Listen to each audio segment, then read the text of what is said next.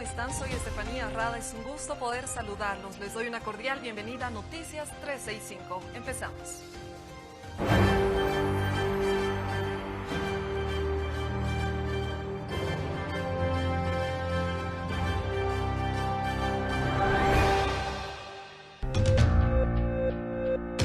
Somos Bolivia 365, un portal de noticias para dispositivos móviles. Puedes vernos a través de tu tablet, computadora o celular. Descarga nuestra aplicación, estamos en App Store para iPhone y en Play Store para Android. Todos los días, todas las noticias. Bolivia 365, los esperamos.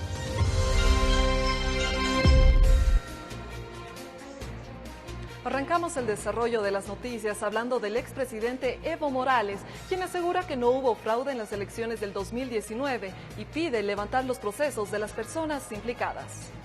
El expresidente Evo Morales, en una entrevista en Radio Causa Chuncoca, afirmó que no hubo fraude electoral en las elecciones del 2019. Además, manifestó que el Tribunal Supremo Electoral tiene la obligación de levantar la querella realizada contra los responsables de los comicios electorales en ese entonces, argumentando que dicha acción fue forzada por el gobierno de Yanine Áñez.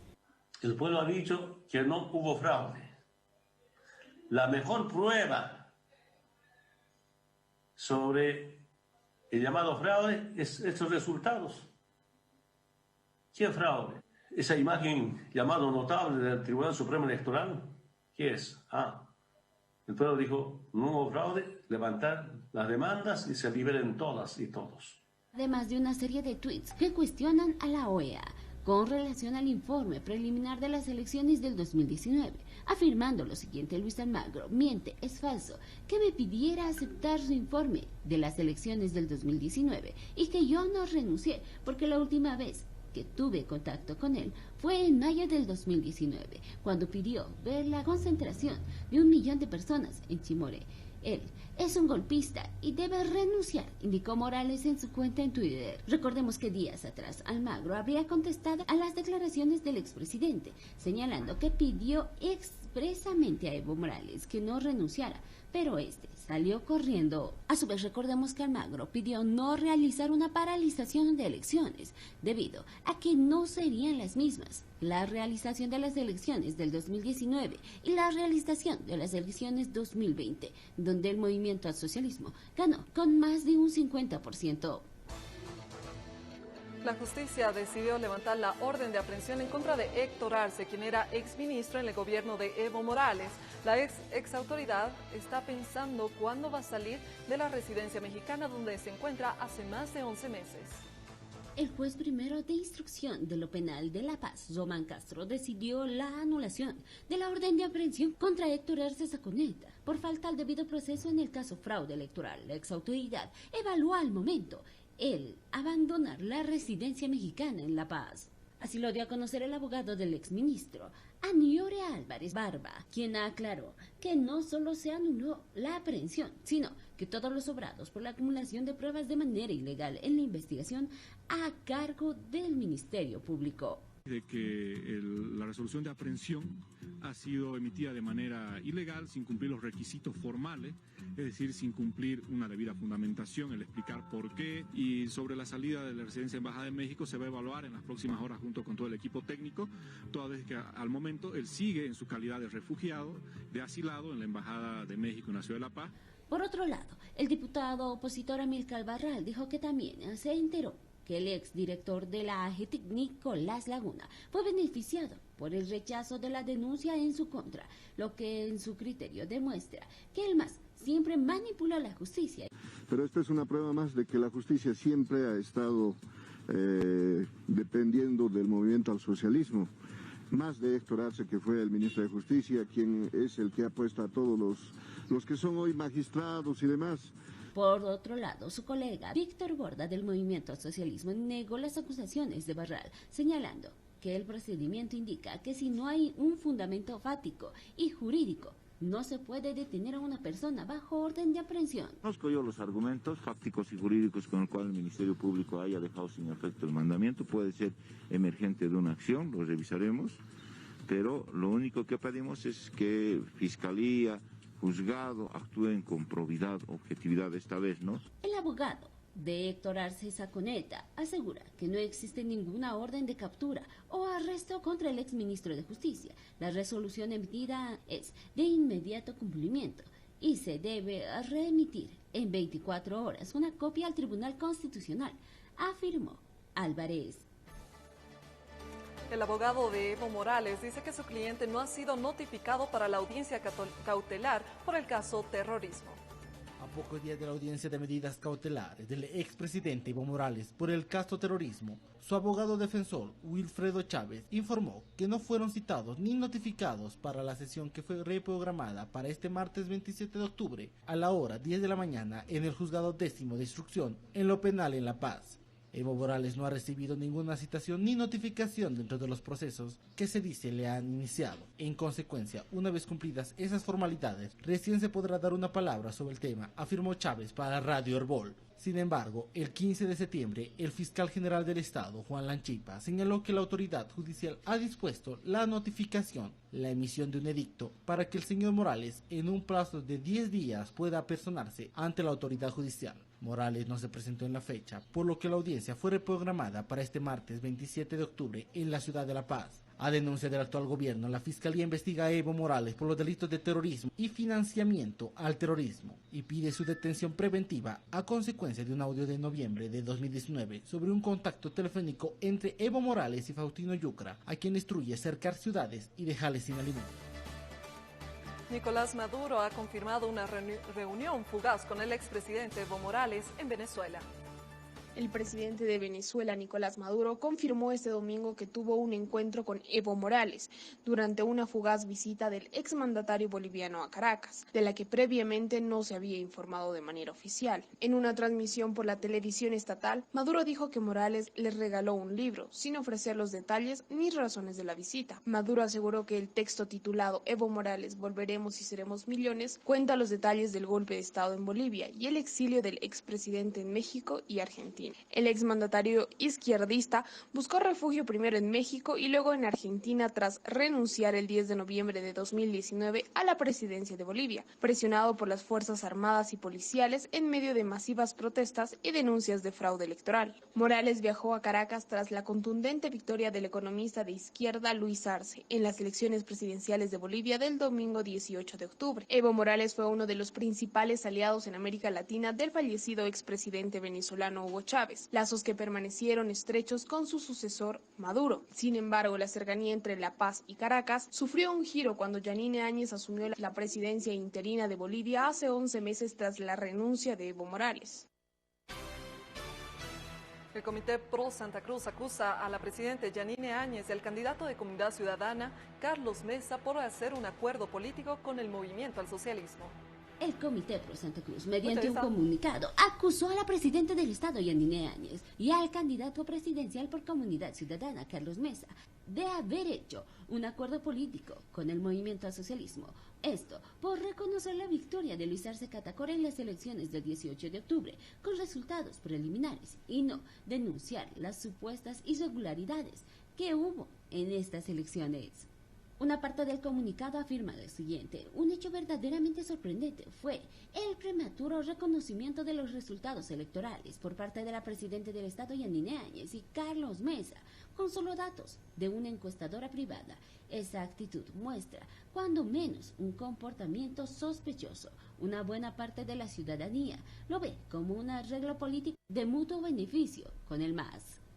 A su vez, el Comité Pro Santa Cruz afirma que la victoria del Movimiento al Socialismo no ha sido sino el resultado de un solo evento, sino una cadena de errores, la falta de consecuencia con el pueblo, que recuperó la democracia, e incluso de traiciones, afirma en este comunicado.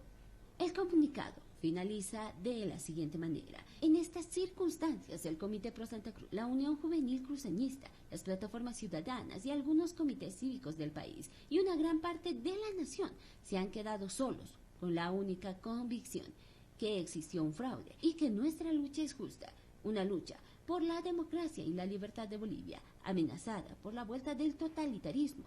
Finaliza el comunicado, firmado por Rómulo Calvo, presidente del Comité Pro Santa Cruz. El MAS festeja el retorno al poder con danza y música en el Alto.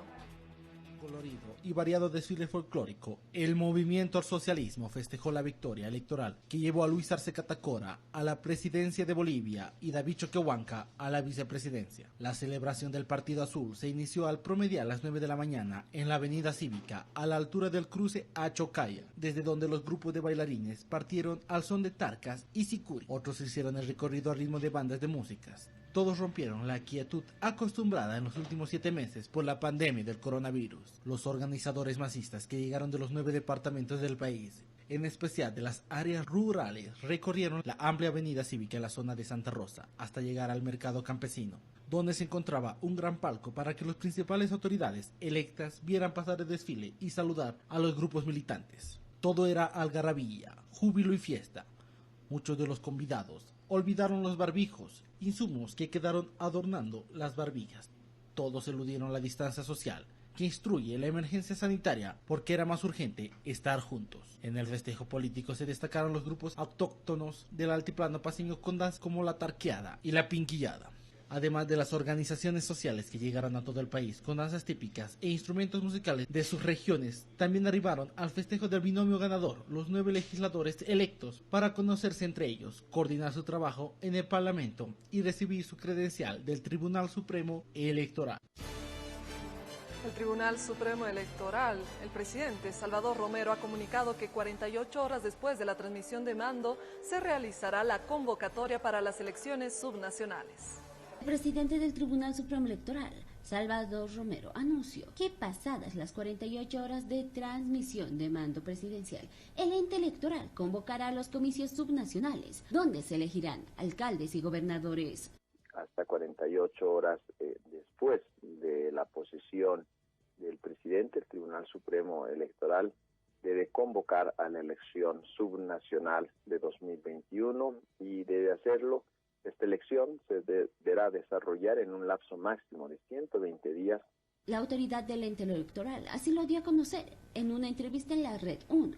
El plazo para llevar a cabo el nuevo proceso electoral deberá ser 120 días calendario entre la convocatoria y la jornada de las elecciones. Pero el Tribunal Supremo Electoral, junto con los tribunales departamentales, vamos a asumir el desafío de tener nuevamente una elección limpia y transparente que permita tener autoridades subnacionales legítimas. Recordemos que la presidenta de la Cámara de Senadores, Eva Copa, dio a conocer que el 8 de noviembre es el día previsto para la asunción de Luis Arce Catacora y David Choquehuanca, el binomio del movimiento al socialismo, como autoridades electas de las elecciones generales. La convocatoria a las elecciones subnacionales deberá realizarse el 10 de noviembre. Romero anunció que se tomarán las lecciones aprendidas de las elecciones generales del 18 de octubre para aplicar de mejor manera el futuro proceso electoral. Al respecto, el alcalde Luis Revilla de La Paz ha afirmado de que va a apostar por un frente único para vencer al movimiento al socialismo. El alcalde de la ciudad de La Paz, Luis Revilla, dio a conocer que prevé apostar por conformar un frente único contrario al movimiento al socialismo para las elecciones subnacionales a realizarse según el calendario electoral en marzo del 2021. Sí, yo creo que habrá que ver cuáles son las determinaciones finales del partido, pero como le digo, mi posición personal es que deberíamos alentar, por supuesto, una candidatura única que garantice efectivamente estas dos cosas, la continuidad de la gestión institucional, pero también la renovación de las personas, que siempre le hará bien a nuestras ciudades, nuevas ideas, nuevas iniciativas. Revilla afirmó que en las elecciones generales realizadas el 18 de octubre, el movimiento al socialismo perdió en 5 ciudades capitales. Aclaró que Soberanía y Libertad aún no ha definido su candidatura para los comicios subnacionales que se prevén realizarse en marzo. Hacemos votos, sobre todo en estas ciudades, que no es solamente La Paz, son 5 ciudades capitales las que no han votado a favor del MAS, y por eso yo hacía esa reflexión en sentido de que ya pasó el momento electoral. A su vez, el burgomaestre paceño afirmó que Sol.bo prevé trabajar en alianza en otras regiones del país a fin de ampliar su representación en el territorio nacional. Murillo de la Rocha recomienda a Luis Arce Catacora normalizar las relaciones con Estados Unidos. El ex canciller Javier Murillo de Rocha recomienda al presidente electo Luis Arce normalizar las relaciones diplomáticas con Estados Unidos. Yo creo que hay que normalizar las relaciones y esta es muy buena oportunidad del gobierno que va a presidir Arce de corregir esta situación, afirmó el internacionalista en una entrevista. Murillo de la Rocha consideró que el país no gana nada con tener una política de confrontación con la primera potencia del mundo, pues esta actitud está dentro de la lógica de una buena gestión de los intereses de Bolivia con las grandes potencias. En septiembre del 2008, Evo Morales expuso a Flip Goldberg el país tras acusarle de injerencia en asuntos internos y Washington decidió hacerle lo mismo con Gustavo Guzmán, embajador boliviano hasta entonces. Desde ese momento, Bolivia y Estados Unidos han desarrollado sus relaciones internacionales a través de encargados de negocios. A mí me parece que esto tiene que corregirse y hay posibilidades para hacerlo. Esto sería muy beneficioso. La verdad es que nosotros no tendríamos que acercarnos a un país para sacrificar las relaciones de otro. Podemos tener muy buenas relaciones con China y tener buenas relaciones con Estados Unidos, puntualizó el ex canciller. En este marco, Murillo de Rocha animó al presidente electo Luis Arce a mirar las elecciones con sentido pragmático, tomando en cuenta las dimensiones que tiene actualmente el país. El MAS define comisiones para recibir información acerca de la situación actual de Bolivia. A un par de semanas de la posición de Luis Arce Catacora en la Asamblea Legislativa Plurinacional como presidente del Estado, el Movimiento al Socialismo conforma comisiones de transición para recabar información sobre la situación de los ministerios y entidades públicas y conocer la realidad de las mismas. El concejal Jorge Silva, responsable del Movimiento al Socialismo en La Paz, informó que los mandatarios electos realizan un trabajo minucioso con la relación a la conformación de comisiones, atención a las demandas de ser parte del gabinete ministerial. Por su parte, el viceministro de Coordinación y Gestión Gubernamental, Israel Alanoca, informó que el gobierno trabaja en los decretos de transición y transmisión de mando presidencial. Se debe cumplir esta gestión administrativa cuando se transmite el mando. Hay que dejar toda la documentación en orden, hay que dejar el tema de activos y todo tiene que estar en orden y con transparencia, afirmó la autoridad. Según Silva, las autoridades electas se han enterado de diferentes situaciones sobre el manejo del aparato público que son preocupantes. Al parecer, de acuerdo a las denuncias que han surgido, sería muy complicada la situación real del órgano ejecutivo, pero veremos cuál va a ser el informe de las comisiones que van a intervenir en este proceso, subrayó. Agregó también que se va a trabajar en las conformaciones de comisiones y esperarán que a partir de hoy el gobierno de transición pueda permitir que estas comisiones de transición ingresen a los diferentes ministerios. Cabe señalar que el Ejecutivo anunció que la emisión de transmisión del mando dependía de los resultados que iban a arrojar los comicios generales del pasado 18 de octubre. Envían a la cárcel a la mujer que mató a su propia hija a golpes. Ella tenía tan solo 3 años de edad. Abigail B.M.M. de 27 años de edad fue enviada con detención preventiva a la cárcel de Miraflores de La Paz. La mujer es procesada por el infanticidio de su hija, una menor de 3 años y 10 meses, registrado la madrugada del pasado jueves. El fiscal departamental de La Paz, Marco Antonio Cosillo, informó que la niña murió por asfixia mecánica por broncoaspiración, según la autopsia médico-legal realizada por el Instituto de Investigaciones Forenses IDIF.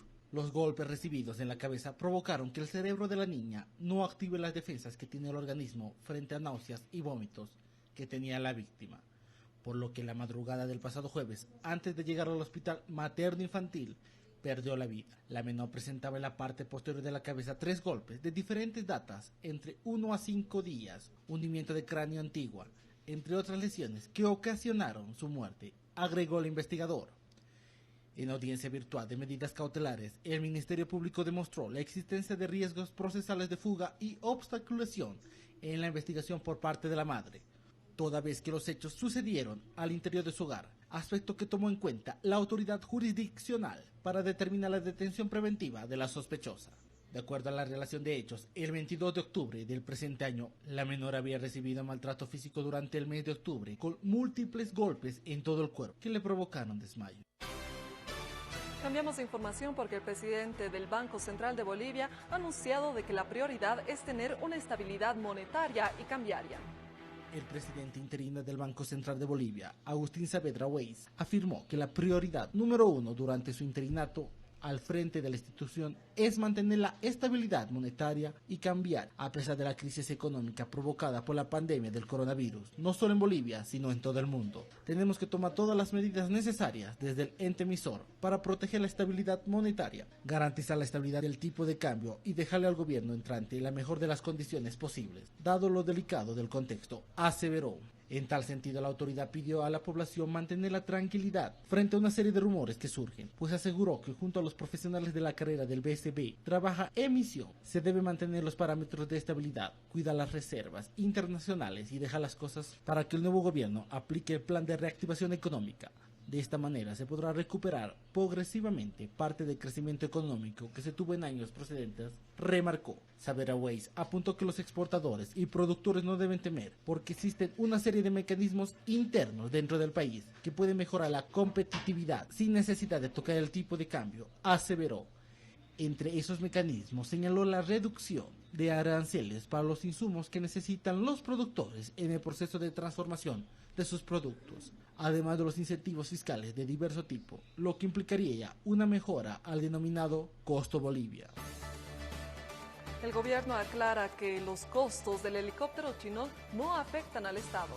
La aeronave canadiense que llegó al país el 16 de octubre y luego de 4 días comenzó a operar especialmente en las zonas más afectadas, donde los ascensos se complican, como Huarayos, donde más de 70 familias podrían ser afectadas porque las llamas del fuego están muy cerca de la comunidad. Chinook está en Huarayos, porque es el único incendio en Bolivia donde puede afectar de manera efectiva a una población que se llama Salvatierra. 70 familias y el fuego está cerca, y es por eso que está combatiendo ahí el Chinook permanentemente, porque está en riesgo la vida de bolivianos y bolivianas. Después de esa área y una vez controlada, el Comando de Incidentes dirá dónde se va a dirigir el Chinook. El viceministro de Defensa Civil explicó este domingo que las operaciones que ejecuta el helicóptero chino para aplacar los incendios forestales están en trabajo. En algunos lugares intensos. Y lo que nos preocupa, además de este incendio que ya está muy cerca de una comunidad, es el fuego más antiguo, el incendio más antiguo, que es Copaibo, por Concepción, y Ticho. Ticho, y hay Ticho 1, Ticho 2. Por lo tanto, se ha ampliado el margen de los incendios allá, y eso hay que atacarlo inicialmente con mucha maquinaria. Informó que el chino realizó hasta la fecha 123 descargas, lo que presenta 981.524 litros de agua que la aeronave era capaz de recargar en los ríos y lagos, gracias a un dispositivo parecido a una enorme cesta donde se almacena el líquido elemento. Los incendios forestales afectan a algo más de 1 millón de hectáreas de bosques, un indicador que fue superado en el 2019, cuando las llamas devastaron unas 4 millones de hectáreas. Actualmente las tareas de mitigación se realizan en el departamento de Santa Cruz, en la región de Concepción, que es parte de la Chiquitanía. Desde el 4 de noviembre, el transporte público en La Paz podrá trabajar a su total capacidad. Los vehículos de transporte público podrán circular con toda la capacidad desde el 4 de noviembre si los datos sanitarios del coronavirus son favorables. En tanto, siguen trabajando al 50%. Según la disposición del gobierno municipal, en mérito a lo que ha determinado el COE, el transporte público va a poder trasladar el 100% de su capacidad. La medida está proyectada por la Alcaldía de La Paz, acuerdo con choferes que aceptaron la previsión. Para esta nueva etapa de la pandemia, el COE decidió ampliar el horario de circulación vehicular peatonal hasta las 22 horas de lunes a viernes y 20 horas fines de semana. La circulación vehicular es hasta las 22 horas. Para ello es que la Dirección Departamental de Tránsito ha dispuesto del personal necesario y suficiente en coordinación con las estaciones policiales integrales que en el ámbito de sus jurisdicciones van a controlar el cumplimiento de estas nuevas disposiciones. La restricción de placas retorna a la restricción que existía antes de la pandemia. Estamos hablando de lunes a viernes, empezando por los dígitos 1 y 2 lunes, 3, 4 martes, 5 y 6 miércoles y sucesivamente hasta el día viernes las placas 9 y 0. Ramiro Burgos, la autoridad reiteró que la condición para autorizar el incremento de pasajeros es que los reportes epidemiológicos sean favorables y que no hayan contagios de coronavirus. Para los próximos días se prevé que la población adopte mayor uso de estos espacios públicos. Usted se informa en Noticias 365. Aguárdenos unos minutos, a retornar estaremos con más información. Estás viendo lo más importante del día. Lo que pasa por Bolivia 365. En Bolivia 365 apostamos por un periodismo objetivo. Somos una plataforma de streaming cuyo fin es mantenerlo informado las 24 horas del día, los 365 días del año. Puede vernos descargando nuestra aplicación. Estamos en Play Store para Android y en App Store para iOS. Todos los días, todas las noticias solo por Bolivia 365. Los esperamos. Aquí y ahora pasan cosas que tenemos que saber. Aquí y ahora es cada vez más necesario el análisis. Entrevistas, política, sociedad y economía.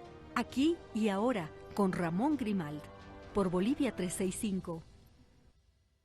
El cultivo de coca en Bolivia se incrementó el 10% en comparación a los datos del 2018. ¿Alguien no está haciendo bien su tarea? Hablamos de todo, sin miedo, sin presiones, sin medias tintas, sin compostura. Por Bolivia 365. Cada uno de los bolivianos y bolivianas merecen el derecho a la vida y merecen el derecho a la libertad. La aclaración final, la explicación necesaria, 30 minutos que los dedicamos a la postdata, lo que hay después de los datos. Postdata News, por Bolivia 365. Estamos también frente a una crisis medioambiental. Todo lo que hay que saber de economía en el momento en que está pasando. Nos han presentado el modelo estatista o el modelo neoliberal como una gran novedad. No dejes de ver Economía en Línea con Gonzalo Chávez, por Bolivia 365.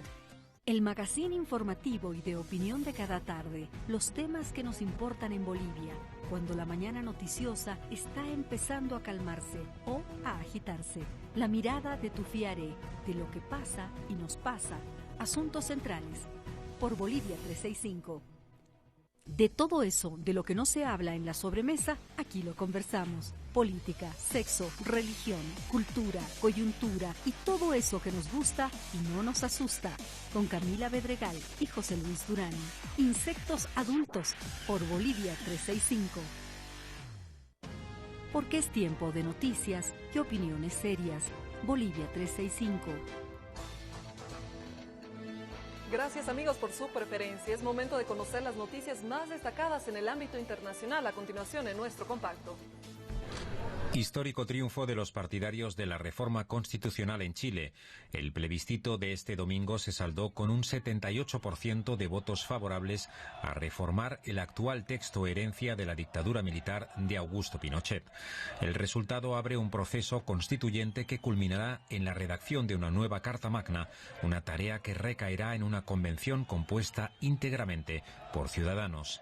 Tras conocerse el resultado de la votación, el presidente chileno Sebastián Piñera se felicitó por la alta participación y se mostró esperanzado en que la futura Constitución ayude a superar las divisiones en el país. Eligiendo la opción de una convención constituyente. La Unión Cristiana Demócrata, el partido de la canciller Merkel, aplazó el Congreso en el que debía votarse el relevo en la presidencia de la formación y la candidatura a las elecciones federales de 2021. La CDU considera inviable celebrar el Congreso inicialmente previsto para el 4 de diciembre ante la crisis generada por la pandemia de coronavirus. La cita se ha aplazado a principios del próximo año, aunque sin una fecha concreta. Seguimos con las noticias internacionales. Ahora nos toca hablar de Armenia y Azerbaiyán, que han puesto un nuevo alto al fuego. Así lo anunció la diplomacia de Estados Unidos. Acuerdo de alto el fuego entre Armenia y Azerbaiyán. Ambos países pactaron cesar las hostilidades en Nagorno-Karabaj a partir de este lunes. El Departamento de Estado estadounidense anunció el domingo el entendimiento patrocinado por el Grupo de Minsk, encabezado por Estados Unidos, Francia y Rusia. El alto el fuego entra en vigor desde las 8 horas local, después de que el pacto anterior fuera interrumpido el sábado ante acusaciones de ambos lados de violar lo acordado. Las tensiones actuales en Nagorno-Karabaj comenzaron el 27 de septiembre. Este territorio montañoso es reconocido internacionalmente como parte de Azerbaiyán, pero controlado por separatistas armenios. Ambas partes se acusan mutuamente de haber atacado a la población civil y han pactado otras treguas que hasta ahora no se han mantenido. Según la diplomacia estadounidense, armenios y azeríes acordaron reunirse el jueves en Ginebra para lograr una solución pacífica al conflicto. Punto final esta edición de Noticias. Ha sido un gusto estar con ustedes. Soy Estefanía Rada y les deseo un buen resto de jornada. Permiso.